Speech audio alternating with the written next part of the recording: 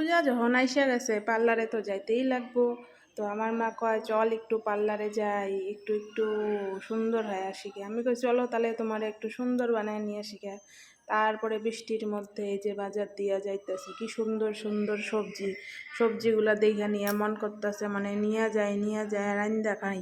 বেগুনগুলা তো আরও সুন্দর, মানে ভাজা করে খাই। তো এই তো এসে পড়ছি এখন পার্লারের মধ্যে, আমাদের শিখাদির পার্লার। এখন আমার মা হেয়ার কাট করবে, তো তাই চুলে স্প্রে লাগানো হচ্ছে।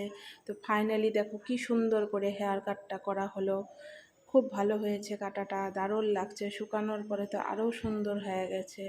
তো আমার মা তো একদম আরও চেংড়ি হয়ে গেল গা পার্লারে আসার পরে। এখন কয় কি আমি একটু ফেসিয়াল করতাম। আমি বলি, তাহলে করো ফেসিয়াল, ফেসিয়াল করলে তোমার মুখটা আর একটু চকচকা চকচকা লাগবো। তারপরে এগুলা করার পরে আমরা এই তো বাড়ি চলে আসতেছি এখন টোটো দিয়া। হাই রে বৃষ্টি গো, কি বৃষ্টি আরম্ভ হয়েছে। এখন টোটো ভাড়া দিলাম, টোটোওয়ালা কয় এত দূর জাল নাইতামি না। আমি ঠিক আছে আইসেন, আর কি করা যাবে। তারপরে এই যে বেল বাজাইতেছি, গেট আর কেউ খুলে না, দাঁড়াই আছি। তারপরে এই তো দাঁড়ায় থাকতে থাকতে ফাইনালি গেটটা খুললো।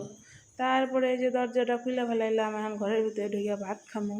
তো বন্ধুরা, ভিডিওটা কেমন লাগলো কমেন্ট করে জানাইও।